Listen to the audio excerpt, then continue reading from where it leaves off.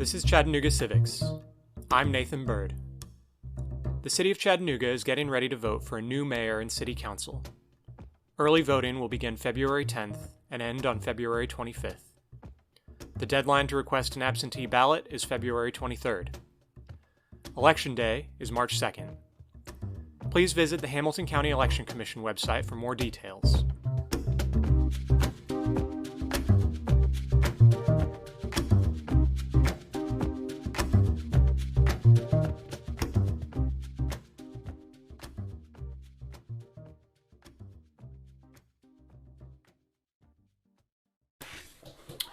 I'm here with Andrew McLaren. He is running for the City of Chattanooga mayor. And Andrew, if you could just introduce yourself to the listeners and tell us a little bit more about your campaign. Yeah, hi, my name is Andrew McLaren. I am the father of three kids. My daughter Zoe is 9. My sons Alex and Andrew are 12 and 13. And I'm running for mayor because I volunteered for the city and saw kids sleeping on the floor, and that bothered me. And I came out of pocket and purchased beds for them. I'm running for mayor because I'm sick of seeing our firefighters living in poverty, making $10 an hour. I'm going to make sure that every city employee gets a livable wage. I'm running for mayor because I'm sick of seeing corrupt people taking advantage of good people in our city. So I'm going to bring ethics, honor, the same way that when I worked for the State Department, protecting American diplomats, the same way I did when I was in the Marines, serving in Liberia in combat, in Iraq in combat. I'm a fighter. I'm an underdog. We are winning this election. People say, Andrew, you're younger than a lot of the other candidates. You've got less experience than some of the candidates. And I say, my heart is in it for the people. We are already doing gang intervention. We brought together Cameron Williams with the police chief to help find unity during the riots and the protests. We have done gang intervention, convinced dozens of people to leave gangs and put them to work in construction. We have changed lives and hired hundreds of people throughout the city of Chattanooga. And when I'm in City Hall, I'm only going to accept a rookie cop salary of $34,000 a year. The remaining $128,000 of my salary is going to go directly and transparently to people living in poverty. We're going to make our city sustainable. I'm going to adopt Green Space's plan to make our city as sustainable environmentally as possible. I'm going to stand up against defunding the police, but we are going to revolutionize our police department and change the culture. And we're going to make sure that we are proactive, that we're not just reactive, that we're preventative, that we're doing community policing. We're going to reprioritize the police budget and move money out of the intelligence sector and put it into more community policing. I'm going to move Police Chief David Roddy out and bring in Glenn Scruggs. Glenn Scruggs was an outstanding homicide detective. He comes from a very poor neighborhood in Avondale, rose up through the ranks, and is now the assistant police chief and ran for state senate. And he's an outstanding human being that gets it. So I'm in the fight. I'm in the projects at night doing toy drives, food drives, gang intervention, getting people baby formula, getting people diapers. I'm standing up to the corrupt people that put in the business improvement district that unconstitutionally double taxes our citizens and kicks homeless people out with a private police force. I'm not about the bottom line. I'm about putting people over profit and putting humanity over greed. And we're going to govern with empathy, and we're going to take our city back for the people. I know you see my peace signs all over the city. And I am about peace and unity and love. And I'm about sitting down and listening and seeking to understand before we're understood. But I am also about standing up and knowing when to speak up. And I'm a fighter, and we're going to fire every corrupt official in our city when I'm elected. Thank you so much. I'm Andrew McLaren, and I ask you for your vote. So I want to dive into some of those issues that you brought up in a little bit and get into more detail. But to kind of get anywhere, we need a foundation to build on. So I'm wondering, what do you think Chattanooga's top strength is? What is it, the top asset that we can build off of and use as a foundation to fix some of these problems that you're talking about? Right. Our foundation is our people. We've got fantastic people in Chattanooga from all walks of life. We are going to invest in our people. I'm so tired of, we've got plenty of money here. We've got an annual budget of about $273 million a year. So it's just about putting the money in the right places and then hiring the right people, not relying on cronyism and nepotism. Like an example is the Homeless Coalition has failed abysmally. And it's gotten tons of money. And there's about 400 charities that are helping the homeless. But the problem is Mayor Burke hasn't put in the right people. He's putting people in positions that are treating the homeless situation like a 9-to-5 job, not like a 24/7 commitment. So I'm going to take people that actually have skin in the game that were homeless, and put them into the situation so that they can actually mentor people from a firsthand experience. We're going to make sure that we treat this as a human issue and not just a job. And I'm going to open up every available space of government housing, including in City Hall, and getting our homeless in there so that we can monitor them, so that we can help rehabilitate them, so that we can help get them jobs at livable wages. So our greatest asset here is people. And some of the things that I propose might be a little bit more expensive in the short term, but it's going to be cost effective in the long term.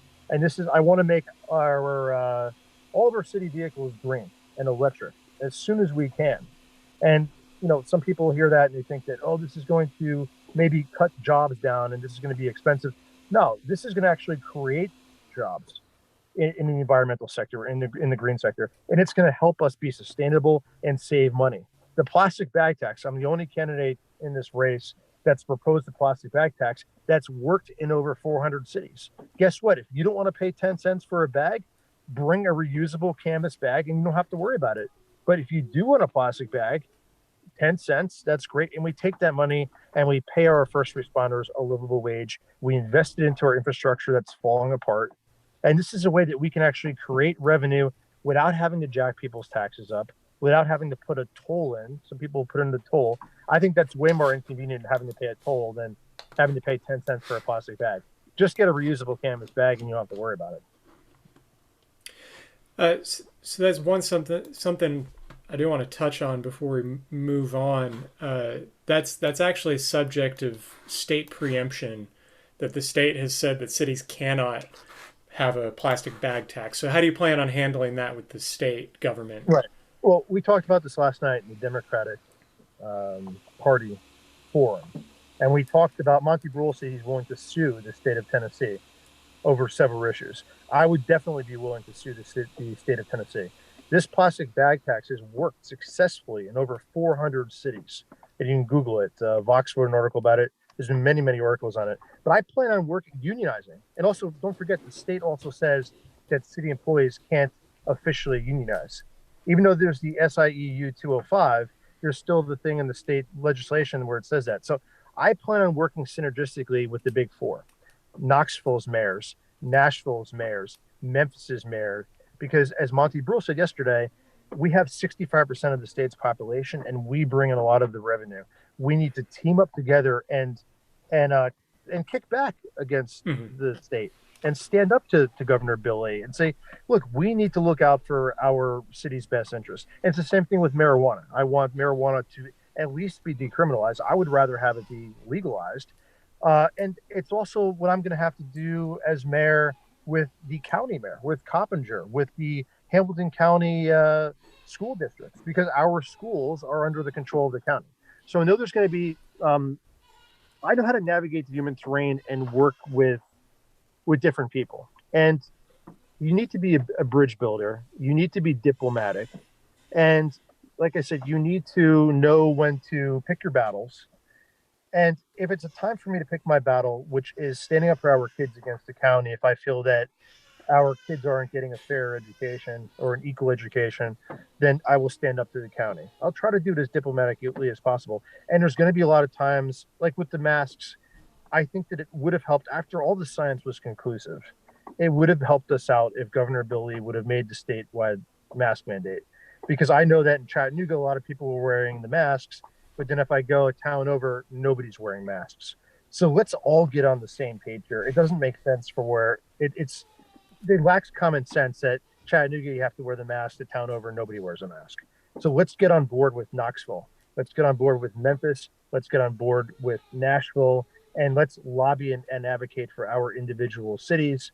And I think that's going to help all of us do better in Chattanooga. And I'm that fighter. If I need to sue the state of Tennessee, I will. But I'm hoping that because I'm diplomatic and I'm an independent and I can reach across the aisle and work with progressives and work with Republicans, I think that I can have a better relationship with Mayor Coppinger at the county level, and I can have a better relationship with Governor Lee at the state level than Mayor Burke has.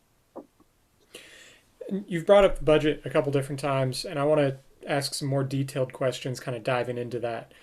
So the mayor does lead that budget writing process, and how will the community input process for that budget change under your administration? Currently, we have the budgeting for outcomes process that started in November and it runs through June. What would your budgeting process look like? Right. We want to be as inclusive as possible. So I want full participatory budgeting. So I want to sit down with each city council member and then activists and neighborhood associations that are within each district, because we recognize that the needs in District 1 are completely different than the needs in District 8. And the district, every district has their own unique cultures, own individual stores, businesses. So we are going to create a small business task force that's citywide, and it's going to also utilize a lot of these principles. I don't believe in micromanaging. Yes, we're going to develop the plan, but we want as much input as possible. So I would say to every single city council member, and I have a good relationship with Councilwoman Coonrod, for instance, in District 9, and she could say, okay, Andrew, this is what my community wants in District 9, and then she'll tell me what all the different neighborhood associations within her district suggest and want. And then we'll sit down and we'll hash out a plan that makes sense for our entire city. I think some people have come up with the complaint that they felt that Mayor Burke wasn't inclusive enough with how he developed the budget. We're going to be very measured. We're going to be very diplomatic. We're going to be fair and balanced. And we're going to be as inclusive and incorporate as much participation as possible. And we're not afraid to take risks. I really want to be bold. I want to be cutting edge. I want to be state of the art. And I want to hear some of the most cutting edge ideas that neighborhood associations, grassroots activists have. For murals, for example, I really love the arts. I'd like to get as many murals as possible. I want to, but before we put paint on the streets and paint the buildings, like I'm appreciative of what Bloomberg Philanthropies did. Yes, we need to fix the potholes first. Let's walk before we can run, but also let's be visionary and let's be bold. And so to answer your questions in short, we are going to welcome full participation from all 9 districts, and we're going to hash out our budgets. And like I said, we have plenty of money coming in. We really do have a big budget. It's just about streamlining it, cutting out fraud, waste, and abuse, and moving things around so that it makes sense and that we can make sure that nobody gets left out. And then, kind of moving on to that idea about participation and everything, one of the first kind of interactions many Chattanoogans have had with the budget has been this past summer. And you've already mentioned policing and the Black Lives Matter protests that we had this summer. That was a lot of people's kind of first interaction with the budget. Going to a city council meeting and expressing their opinion on the fact that $70 million out of our $270 million budget was going to the police force. You've already talked about your plan to name Scruggs, that's right, as police chief. There's also a lot of talk about, do we defund police? Do we divest and reinvest? Do we increase funding so we can provide better training? Where do you stand on that issue? What will the police budget look like under your administration? Okay. The police budget's going to stay the same. I'm not going to divest. I'll never divest from our police department. And here's why. It's counterproductive. We are losing 1 officer per week, roughly. And that came directly from the Citizens Police Academy that I attended. They told me that between it sounds like a lot, but if you think about it, it's 4 a month, to retirements, to the THP, the Tennessee Highway Patrol, because they pay more. Hamilton County Sheriffs now pay more. And you get benefits at these other local departments like take-home cars, better shifts. It's very difficult to be a Chattanooga police officer these days. They don't get paid a lot of money. So I'm the only candidate that is saying every first responder is going to get a $10,000 annual pay raise. So if we do the math, right now we're at 452 officers. We're supposed to be at 5 million. So roughly, let's say we get up to, 500. So 500 times 10,000 is 5 million. So if we get up to 500 officers where we're supposed to be, and you multiply 500 times 10,000, $5 million. How are we going to come up with that $5 million? And that's not to mention the firefighters. Plastic bag tax. The plastic bag tax is going to help bring in that revenue. And I'm not going to sugarcoat it. If it comes down to doing a small tax increase to pay our first responders a livable wage, then we would do that. We're hoping that this plastic bag tax will eliminate that. 10 cents per plastic bag, we think we can bring a lot of money, and we're going to streamline our budget and take some money out. In addition, like I said, I'm only going to take a rookie cop salary of $34,000 a year. So $128,000 a year out of my salary is going into our budget. We're going to come up with the money, even if we have to raise taxes to pay our first responders livable wage. I'm not going to increase the budget with regards to the police department. We're going to stay where we are. I am going to take the money out of the community out of the community resilience, out of the the Agency for Community Resilience that was formed. They put in $2 million. They took $2 million away. Chief Roddy told me it came mostly out of his personal chief's fund, but they said it's really the equivalent of $3 million, not $2 million because of COVID. We're going to take that money back and put that into the police department budget. And it's not because I think that the police department is perfect. There has been many scandals, but it's still a small percentage of officers that are going out and doing this. But every officer that's bad is going to get fired under our administration.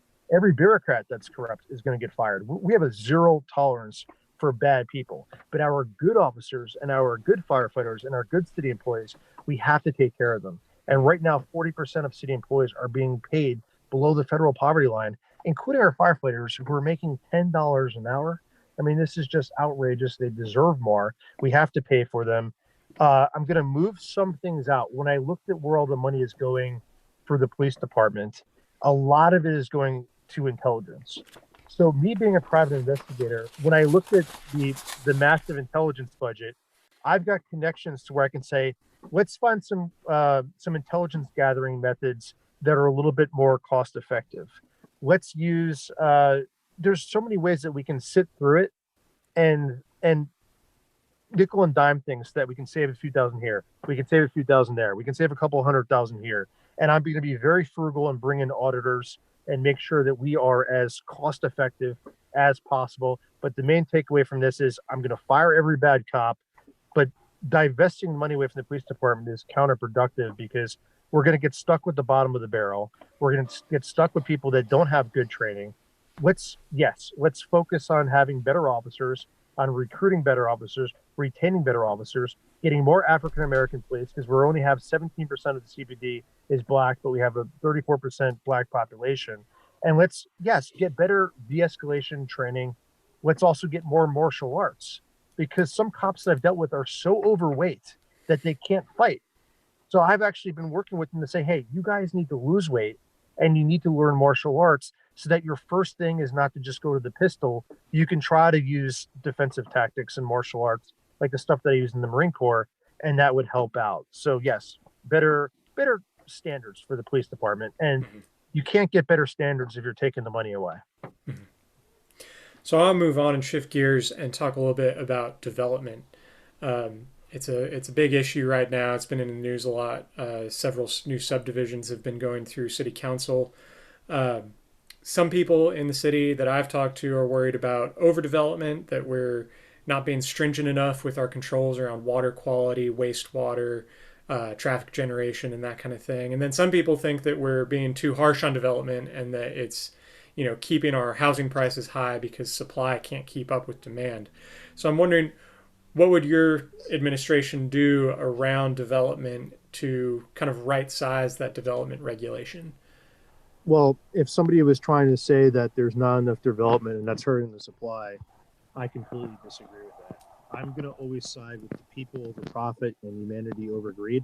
I do want to work with groups like the Chattanooga Neighborhood Enterprise. I do want to work with Caleb. I think Caleb has a lot of great plans. What I'm noticing is too many trees are being cut down in Chattanooga. We have a really pretty city. I'm noticing that there's massive 4-story condos all over my street on Mountain Creek Road, for instance, but there's no new gas station. So it's actually lowering people's quality of life. You now have a lot more traffic, which is hurting air quality. It's making people's commute times longer. So I don't think the problem is that we don't have enough development. I think the problem is that there's not enough representation from people that are renting. And that's why rent prices are going up. We have the fastest rent increases in the country. We're tied, I believe, with Cincinnati. And the Times wrote an article about it. So I'm going to run slumlords out of town.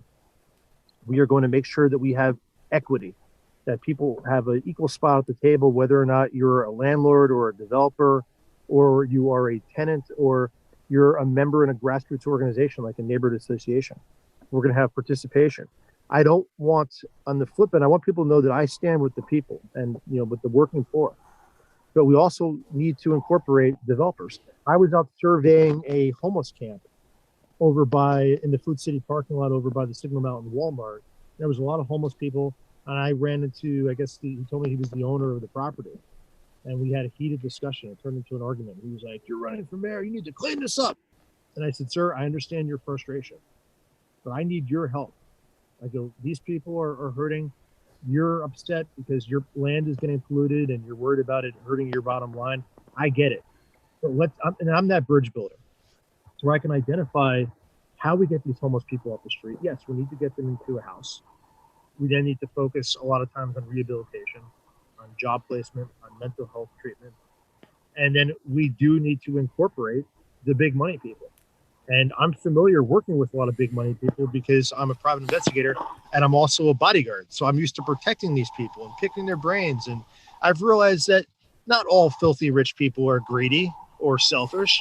There's some good people out there. I believe that. So it's finding common ground and convincing people that are very, very wealthy and landowners and in these positions of power and developers to, hey, let's save the post oak at the quarry. Let's not cut down our big old trees and our landmarks. Let's be sensible. Let's build something that's aesthetically pleasing, that doesn't have to be 10 feet off of the street, like the Avondale Youth and Family Development Center, which I was upset that didn't have a pool. And they built it right on top of the street, and already I believe a drunk driver crashed into. Let's develop and let's progress, but let's do it with in a sustainable way that helps our environment, that looks pretty, and that is practical and also conserves our trees and our resources. So I will be the guy that, that basically has common sense and is reasonable and can understand that we can't go too far this way and we can't go too far that way. Let's think of what's in the best interest for everybody. But I will always side on the side of humanity and on people over, just trying to maximize profits. Mm-hmm. And something you brought up is the idea, quality of life, traffic, these new developments inducing new traffic onto our roads.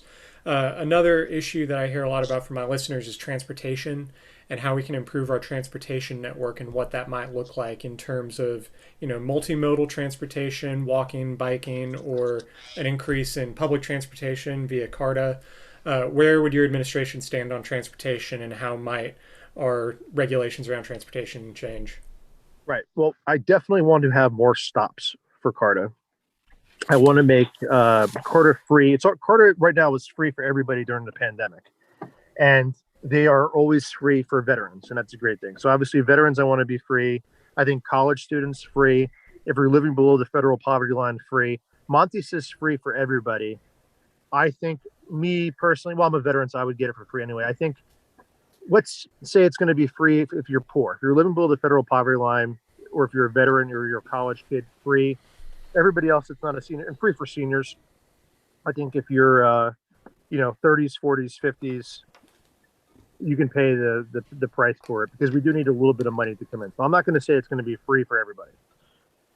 I do want a lot more stops.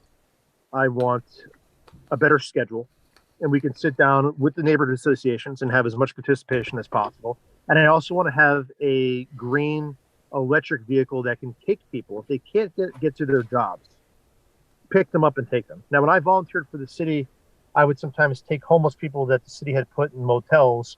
And one guy, for instance, was in his 50s, and he was riding his bicycle 5 miles to his job at Domino's Pizza.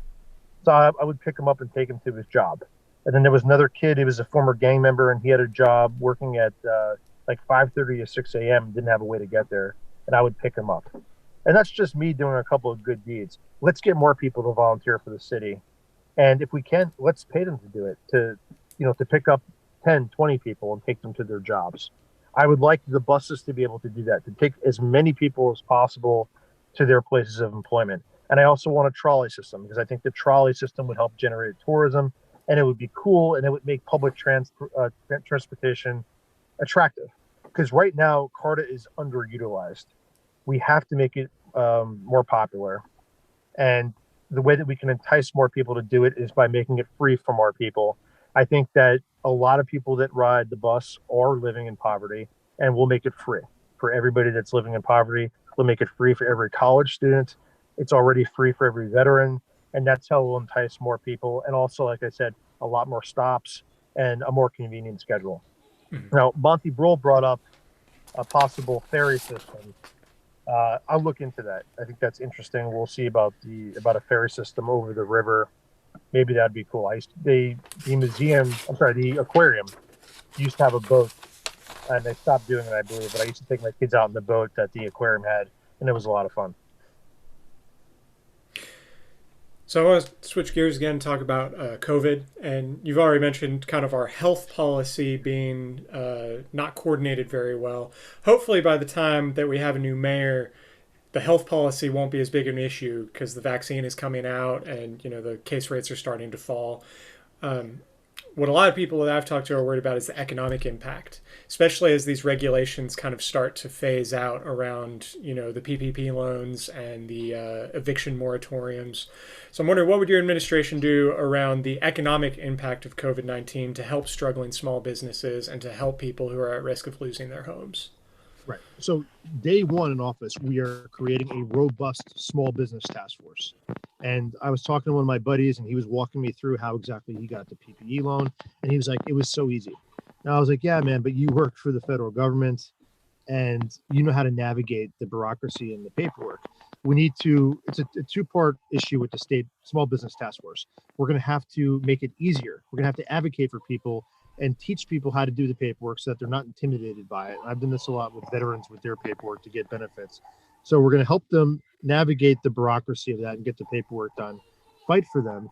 And then we're going to listen to what they need. We're going to have the small business task force tell us, okay, Andrew, this is what we need.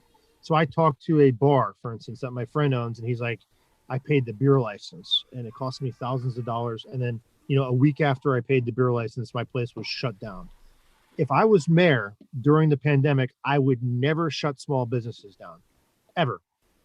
If Home Depot, Lowe's, Walmart, and all these big corporate chains could stay open, then why would we be hypocritical about it and shut our small business down? I would never, ever do that. I do believe that we should wear a mask. I think that we should stay 6 feet apart and social distance. Absolutely. But I would never kill our small businesses by shutting our small businesses down. So we're going to have the small business task force where we're going to help people get the PPE loans and as much federal or state money as they can possibly get. We're going to help promote our small businesses through all different events that we can do throughout the city to get people back there and convince people that it's safe. And then I want to hire companies that specialize in HVAC, because I'm not just thinking about COVID-19. I'm worried about the next pandemic. And what we can do is we can purify our air like they do on airplanes, where the air filtration is constantly filtered and purified. And they're saying that the coronavirus lives in the air. Well, we've got these state-of-the-art devices that we can put in right now. It'll help purify the air, and this might help us avoid, COVID-22. So let's get them in there. Let's put people to work. Let's get these government contracts out, or better yet, let's get full-time city employees that are able to do this. And let's put people to work. And I want to bring trade schools back. I think trade schools would help. I've talked to so many college kids that have tons of college debt and they're unemployed. If we've got trade schools, guess what? We can teach them how to put in these HVAC units in every small business in our city.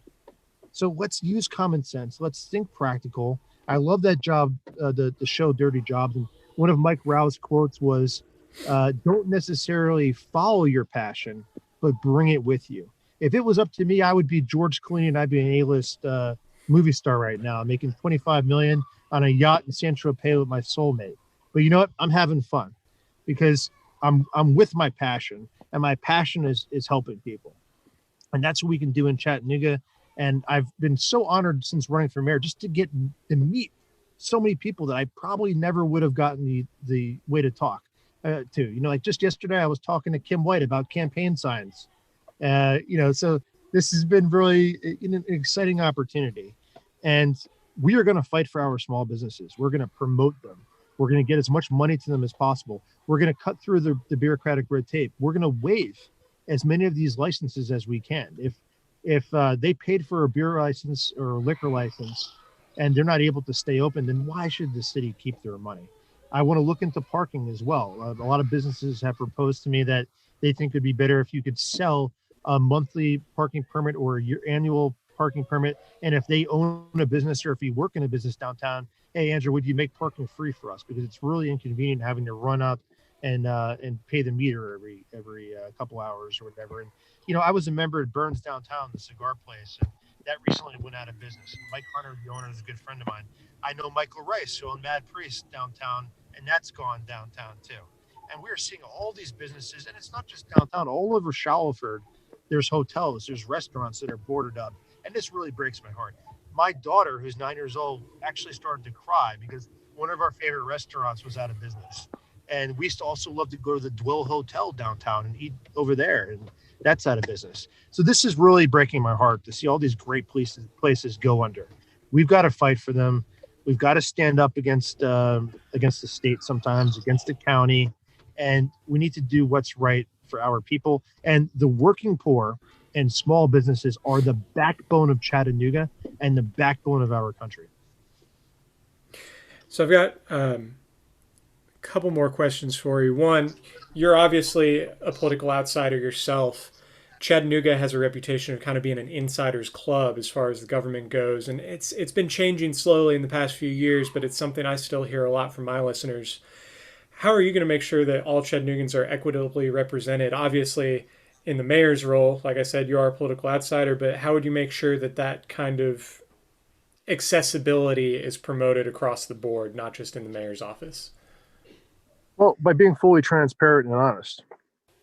I gave my spiel in the beginning with my talking points. I believe in the stuff that I've learned throughout my life in the Marines, working for the State Department, growing up with my parents, with honorable parents. My mom was a former social worker, and then she was a probation officer, and my dad was a Vietnam veteran who then became a successful businessman. And they've taught me right from wrong my entire life. Being a father, I try to put my kids first all the time and think what's in their best interest. I've got a vested interest in the city. I've got many friends in the city. I've got my parents are in the city who are elderly. I've got my children.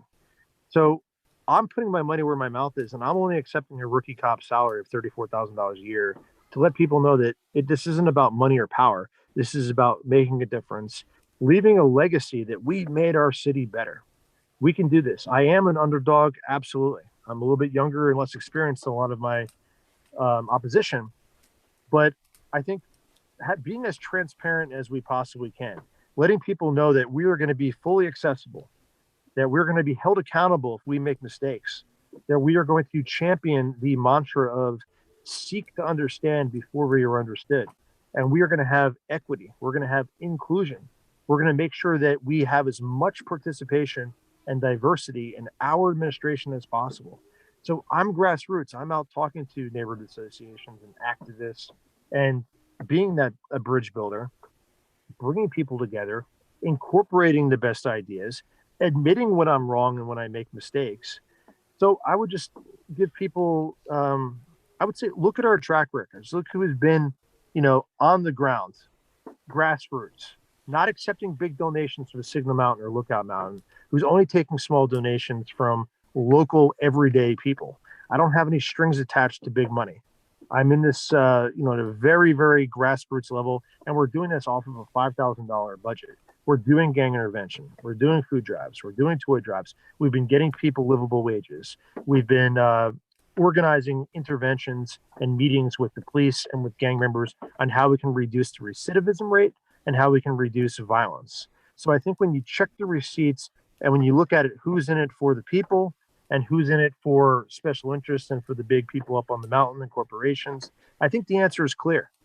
And people just need to ask, is Andrew McLaren electable? And I say, yes, of course I'm electable. You just need to elect me. You need to vote for me. You have that power. I'm an ideas guy. I'm an avid reader.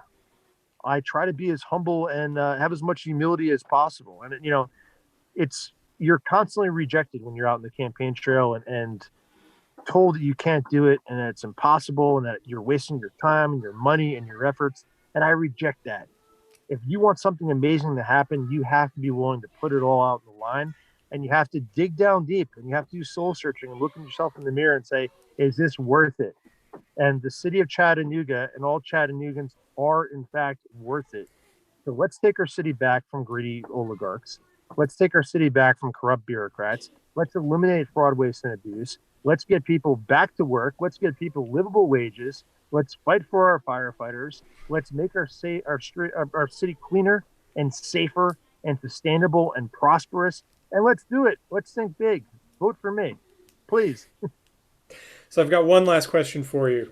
What do you think is the most achievable change that you can make as mayor in Chattanooga? I'm talking about a first 100 days idea that no matter what the city council says, no matter what the lawyers say, you're sure that you can get done early and you're sure that you can get it done well. I am sure within the first 100 days that we can get every homeless person off the streets and housed. I already said what I'm going to do is I'm going to open up every available government room to our homeless people, including City Hall. And we are going to be extremely proactive. We're not going to wait for a charity to come to us and say, well, this is what we found, Andrew. We're going to get out there and we're going to search for people under bridges, in the woods, right down the street on East 11th Street. There's plenty of homeless people. We have so many available spaces and rooms and buildings to put our homeless people in. And it's a travesty that we're not doing it. When you go a couple of blocks down the street, there's hundreds of homeless people. How do we do that in our city? We have a wealthy and a prosperous city. It's outrageous, disgusting, and immoral that we are not taking better care of our people. And when I just say that we're going to not only house our homeless people, we're going to get them rehabilitation. We're going to get them mental health treatment.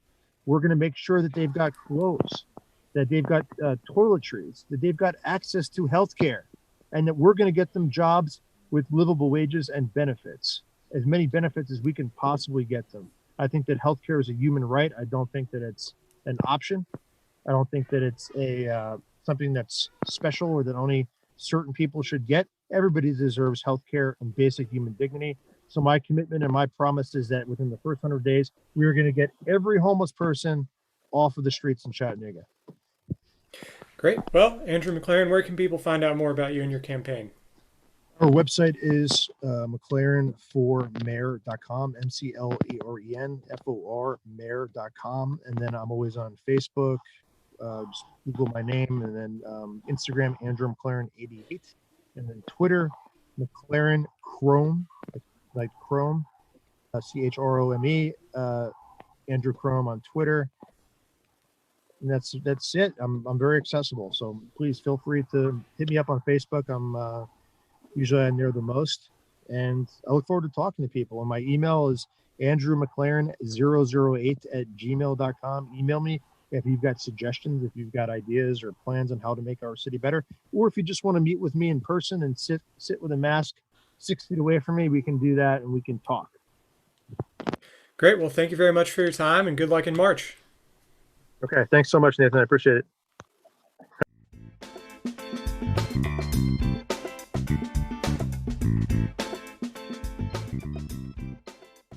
I hope you've enjoyed this episode of Chattanooga Civics. Our music was written and recorded by Kevin MacLeod. If you have any questions or feedback, please send me an email at chattanoogacivics@gmail.com. You can follow me on Facebook, Twitter, and Instagram @chatcivics, or visit the website chattanoogacivics.com. Thanks for listening.